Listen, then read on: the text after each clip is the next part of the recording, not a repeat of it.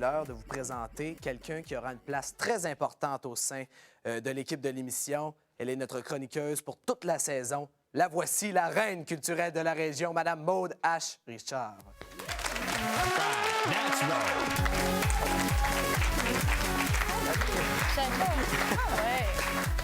Ben oui. Ça va? Oui, toi? Ben oui, ça va bien. Alors, Maude, tu es notre chroniqueuse Oui. Cette année. Oui. Alors, bon, pour que le public te connaisse un peu plus, le Maude, qui es-tu? Qui je suis, en fait? Moi, je suis comme ta version féminine, un petit peu plus vieille, là, pas tant que ça.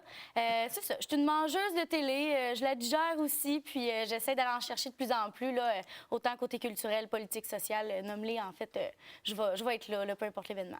Alors, cette année, tu vas nous présenter des chroniques culturelles, des chroniques sur le cinéma, la musique, mais tu vas également parler là, de toutes sortes de sujets. Là, le sport, la santé, nomme-les. Alors, aujourd'hui, Oui. pour ta toute première chronique, tu nous parles de quoi? En fait, je vais te présenter le top 101. Je vous le présente à vous aussi. Le top 101 des meilleures séries télévisées, en fait. Pas nécessairement ceux qui ont gagné le plus de prix ou quoi que ce soit. C'est vraiment ceux qui auront le plus de codes d'écoute, les meilleures séries de tous les temps. Et le top 101 a été réalisé par le Writers Guild of America West. Parfait. Alors, je commence avec le top numéro 1. Peut-être que tu vas la connaître un petit peu, Les Sopranos. Comme on voit. C'est vraiment une télésérie, en fait, qui nous fait réaliser le mode de vie d'être dans un crime organisé style la mafia. Là. C'est quand même assez... c'est rough. Là, et c'est considéré comme étant la plus grande... La meilleure série de tous les temps en ce moment. Oui. Okay. Mais là, je ne vais pas y aller directement dans le 2, 3, 4. On saute directement au numéro 11 parce qu'on veut voir aussi la position de nos classiques à nous, en fait, qu'on aime, dont les Simpsons, justement. Les Simpsons. Ils ont 25 ans d'existence, les Simpsons. Les petits bonhommes jaunes, je suis sûre que tout le monde ici sont capables de nommer le nom exact de presque tous les membres de la famille. On te le demandera pas, c'est pas grave.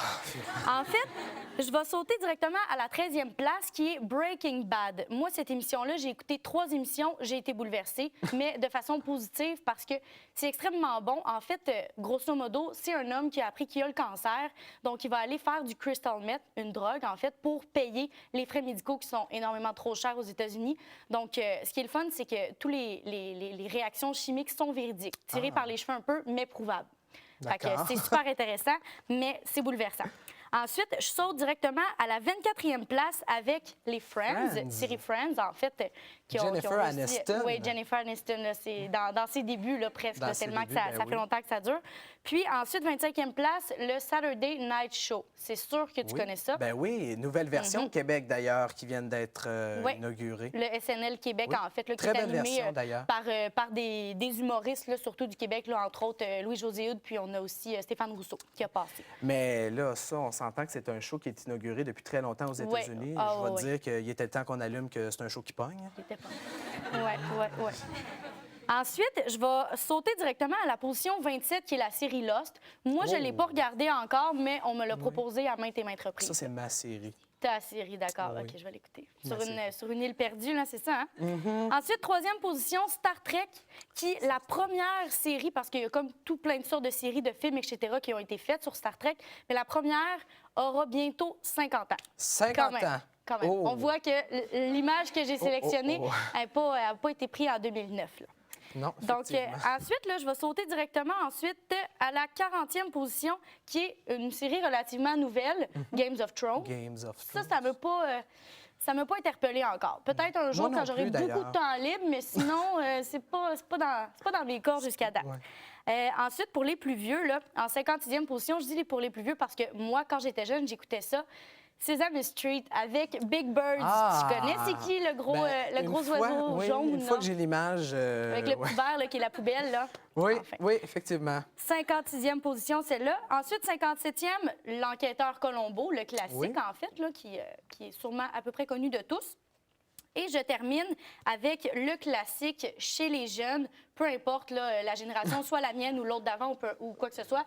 En 66e, South Park. En fait, ceux qui ont écouté Télétoon connaissent South Park, avec Kenny, que je ne ferai pas d'imitation parce que c'est trop vulgaire. Non, j'en fais pas. Et moi, je termine aussi, par exemple, en insistant sur mon coup de cœur, qui est Unité 9, émission du Québec, finalement. Oui. Si vous êtes moindrement intéressé par le milieu carcéral féminin, là, c'est quelque chose à découvrir. Et également les scènes romantiques, disons, si vous voyez ce que je veux dire. Alors, j'ai une question avant de finir. Oui. Où trouve-t-on les Feux de l'amour? Il n'est pas dans le top 101, mais on le sait qu'il est donc bien écouté et Donc bien apprécié, écouté. mais pas Ça partout. doit faire un siècle que ça dure, ça. Au moins. Ouais. Alors, avant de terminer, je tiens à dire que je vais donner un cadeau à tous les chroniques, à tous les chroniques, à ma chroniqueuse. Et aujourd'hui, étant donné que c'est ma série, on parlait des séries, je t'offre la 6e saison de Lost. Alors, c'est mon cadeau. La 6e, je fais quoi avec Le la voici. 1? Ben, imagine le début. 4, 5. Revenez-nous après la pause. Merci.